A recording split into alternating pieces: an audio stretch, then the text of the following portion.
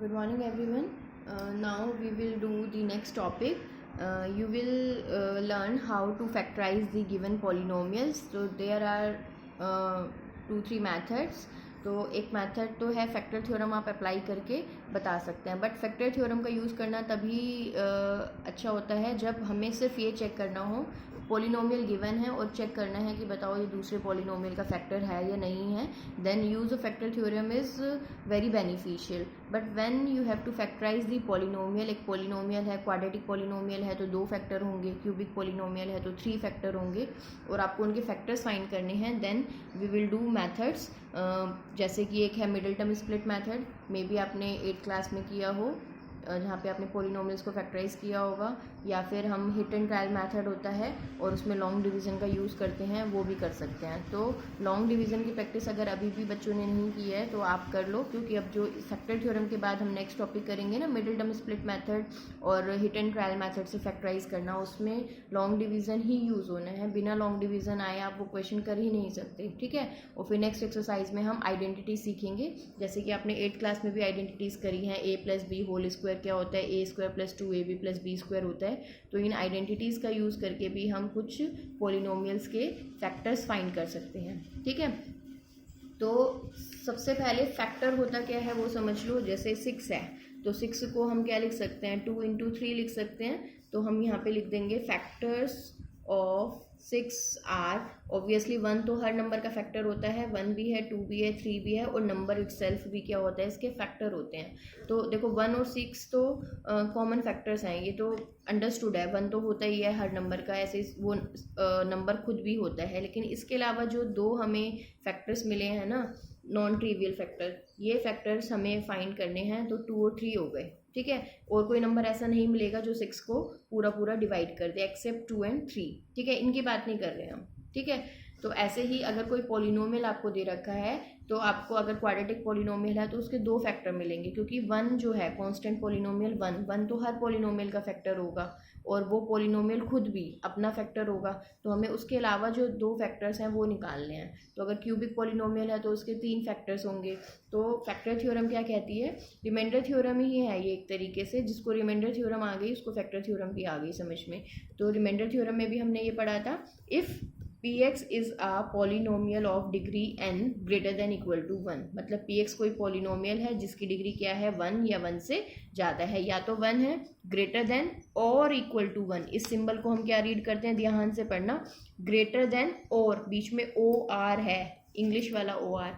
या तो 1 है या 1 से ज़्यादा है. तो कोई पॉलिनोमियल है, मतलब कांस्टेंट पॉलिनोमियल नहीं होना चाहिए, डिग्री 1 या 1 से ज़्यादा है और a कोई रियल नंबर है. तो x माइनस ए उस फैक्टर उस पॉलिनोमियल का फैक्टर होगा. कब, if P A is equal to 0. मतलब आप उस पॉलिनोमियल में x के प्लेस पे अगर a पुट करके चेक करें और आंसर 0 आ जाए तो x माइनस ए उसका फैक्टर हो जाएगा. और कन्वर्सली अगर पी ए 0 होगा if x minus A is a factor of P x. मतलब दोनों ही चीज़ें हैं. अगर पी ए 0 आ गया तो आप बोल सकते हैं x माइनस ए फैक्टर होगा, और अगर x माइनस ए फैक्टर है पी एक्स का तो आप बोल सकते हैं पी ए 0 होगा, ठीक है.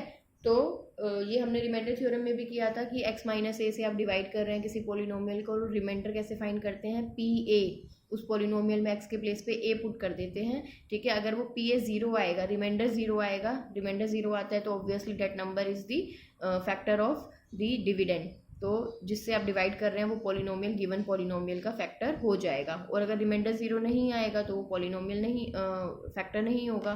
तो यहाँ पर भी वही है, if P A is equal to 0. और पी ए क्या होता है, रिमाइंडर. तो इसका मतलब वो क्या कह रहा है, रिमाइंडर अगर 0 हो गया तो x माइनस ए फैक्टर हो जाएगा पी एक्स का, और अगर x माइनस ए फैक्टर है पी एक्स का तो पी ए 0 होगा, मतलब रिमाइंडर 0 होगा. तो दोनों ही बातें बोल दी उसने. अगर जैसे मैं एक एग्जांपल लेके समझाती हूँ, अगर 5 30 का फैक्टर है, ठीक है, तो रिमाइंडर 0 आएगा. एंड कन्वर्सली अगर रिमाइंडर 0 आया, 5 से डिवाइड करने पे 30 को, रिमाइंडर 0 आया तो 5 30 का फैक्टर है, ठीक है. तो दोनों ही बातें हम दोनों ही चीज़ों का यूज़ करेंगे जब क्वेश्चन करेंगे. अगर फैक्टर गिवन होगा तो हम, अगर x माइनस ए फैक्टर गिवन होगा तो हम इसका यूज़ कर लेंगे, मतलब रिमाइंडर 0 आएगा इस बात का यूज़ करेंगे. और अगर रिमाइंडर 0 गिवन है तो हम प्रूव करने के लिए ये चेक कर लेंगे कि रिमाइंडर 0 है या नहीं, और फैक्टर बता देंगे उसको. तो करना कैसे है, देखो ये एक्सरसाइज 2.4 है। नाउ फर्स्ट क्वेश्चन तो बहुत सिंपल है, इसमें हमें सिर्फ ये बताना है कि विच ऑफ द गिवन पॉलिनोमियल्स, ये जो 4 पॉलिनोमियल आपको दे रखी हैं उनमें से x+1 किस किस का फैक्टर है। Which of the following polynomials has x+1 as a factor. तो इन चारों पॉलिनोमियल्स में से किस किस का फैक्टर है x+1। तो जब भी आपको फैक्टर चेक करना है तो आप इसका फर्स्ट पार्ट यूज़ करेंगे, मतलब अगर p ये 0 आ जाए तो x माइनस से फैक्टर हो जाएगा। तो exercise 2.4 question number 1 part number 1, let, हर पॉलिनोमियल को आपको px खुद से लेट करना है, x³ + x² + x+1। ठीक है, तो जैसे हमने रिमाइंडर थ्योरम में किया था, क्या किया था, पुट x = हमें क्या चेक करना है, x+1 फैक्टर है या नहीं है। तो अब तो सबको पता चल गया होगा, जब x+1 दे रखा है तो हम क्या पुट करेंगे यहाँ पे, 1 या -1, -1। ठीक है, 1 पुट नहीं करना, x, क्योंकि मैंने बताया था किसी को कन्फ्यूज़न है तो आप इसको रफ में 0 रख के देख लो, तो यहाँ से x की वैल्यू -1 आएगी, मतलब इस पॉलिनोमियल की जो 0 होती है वो हमें पुट करनी होती है। तो पुट x = -1, तो p -1 कितना हो जाएगा, -1³ + -1² + -1 + 1। तो -1 और ये -1 का स्क्वायर करेंगे तो +1, -1 + 1, तो -1 + 1 कैंसिल, -1 + 1 कैंसिल, आंसर इज 0। तो देखो PA 0 आ गया, तो क्या लिखा हुआ था ऊपर, if PA = 0 then x - a is the factor of PX। ठीक है, तो इसका मतलब हम यहाँ पे अब क्या लिख सकते हैं, देयरफॉर बाय, अब क्या लिखेंगे आप, bye factor theorem, therefore by factor theorem x+1 is a factor of px। x+1 इसका फैक्टर है, मतलब जब आप लॉन्ग डिवीजन से इस पोलिनोमियल को x+1 से डिवाइड करेंगे तो आपका रिमाइंडर 0 आ जाएगा। ठीक है, तो ये क्या है, क्यूबिक पोलिनोमियल है और लीनियर पोलिनोमियल आपको पता चल गया इसका एक फैक्टर है, तो इसके 2 फैक्टर और होने चाहिए, ऐसे 2 लीनियर पोलिनोमियल और होने चाहिए जो इसको डिवाइड करेंगे पूरा पूरा। ठीक है, तो वो कैसे फाइंड करने हैं वो हम आगे के टॉपिक्स में करेंगे।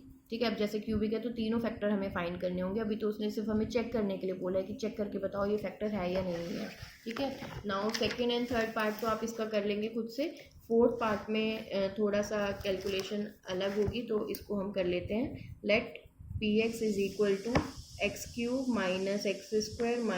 2 + √2 × x + √2। अब देखो x का कोफिशिएंट क्या दे दिया उसने, 2 + √2।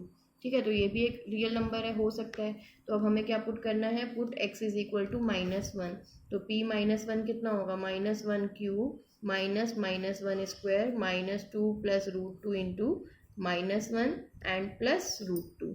ठीक है, तो -1 का क्यूब -1 का स्क्वायर +1 और +1 × -1, और यहाँ से ब्रैकेट मल्टीप्लाई कर दो, -1 को इस पूरी ब्रैकेट से मल्टीप्लाई करना है, या आप ये कर सकते हो माइनस प्लस हो गया और 2 + √2 को 1 से करेंगे तो यही आ गया प्लस √2।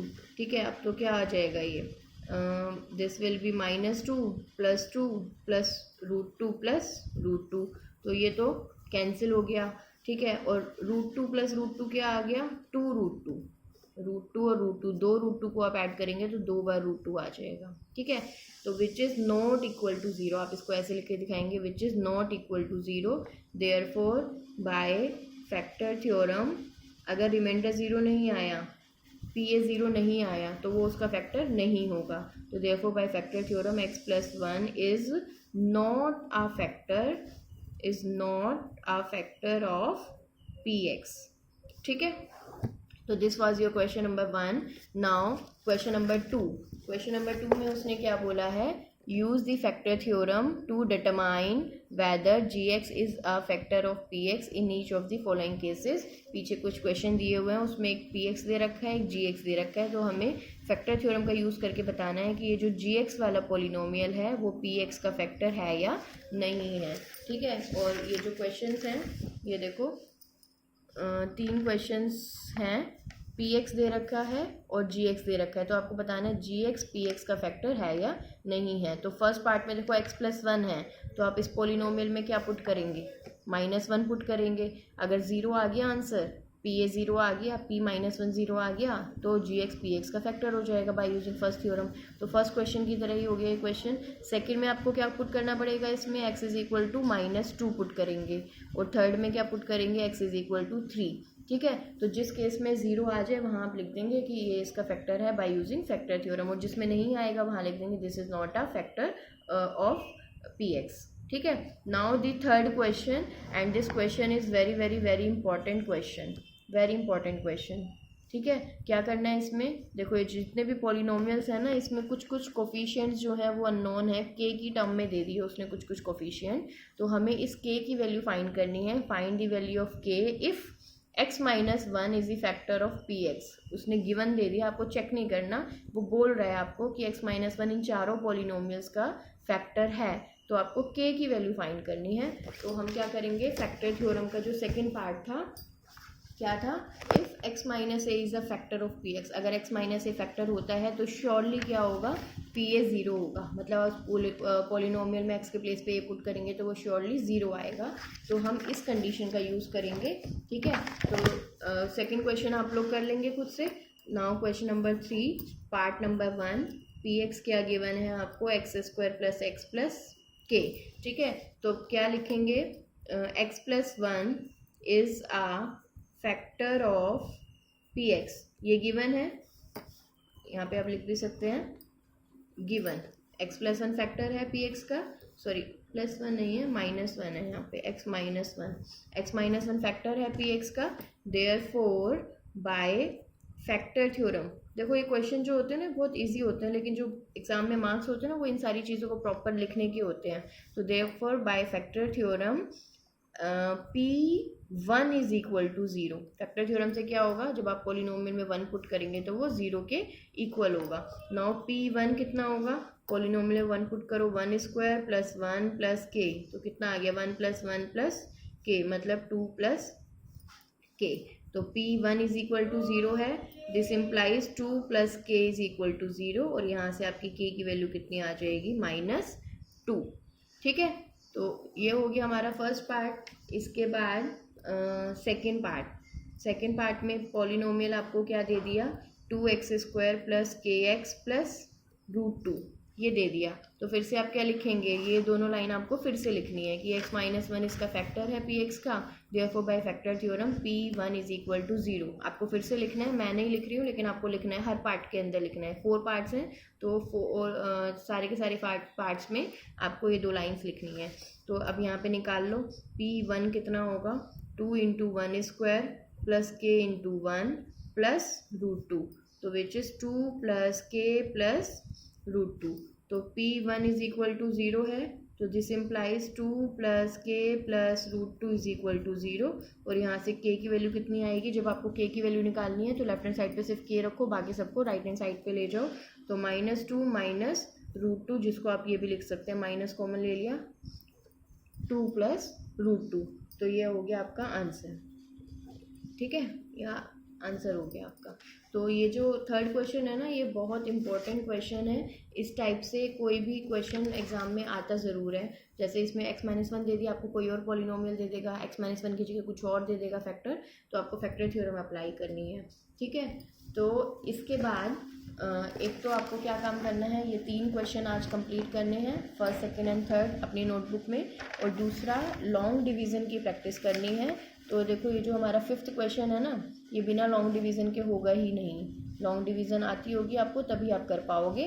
ठीक है, और ये जो 4th क्वेश्चन है ये हम करेंगे मिडल टर्म स्प्लिट मेथड से। हो सकता है आपने 8th क्लास में भी किया होगा, है ना। तो मिडल टर्म स्प्लिट मेथड जो होता है, बीच वाली टर्म को हम ब्रेक करके फैक्टर करते हैं, तो इसकी बहुत प्रैक्टिस करनी है आपको जब हम कर लेंगे ये टॉपिक 4th एंड 5th, क्योंकि ये आपका 9th क्लास में भी बहुत यूज़ होता है। और ये समझ लो ये आगे तक तो अब तो आपका ABC है ये, जैसे आप ABC सीखते हैं ना, उसके बाद वर्ड्स बनाना सीखते हैं, फिर सेंटेंसेस बनाना सीखते हैं। तो एक तरीके से आज आप मतलब 9th क्लास में अगर ये दोनों क्वेश्चन जब कर लेंगे तो आपको ABC आ जाएगी, और इसका फिर आप 10th क्लास में भी यूज़ करेंगे, और उसके बाद तो आगे 11th में 12th में होते ही रहता है। वहाँ पे तो ऐसे यूज़ हो जाते हैं किसी क्वेश्चन के अंदर जैसे आपने ABCD यूज़ कर ली है, सेंटेंस बनाने के लिए, ठीक है। तो इन क्वेश्चंस की मैं एक्स्ट्रा क्वेश्चन भी दूंगी इनके ऊपर, तो आपको बहुत प्रैक्टिस करनी है, हर बच्चे को खुद से प्रैक्टिस करनी है।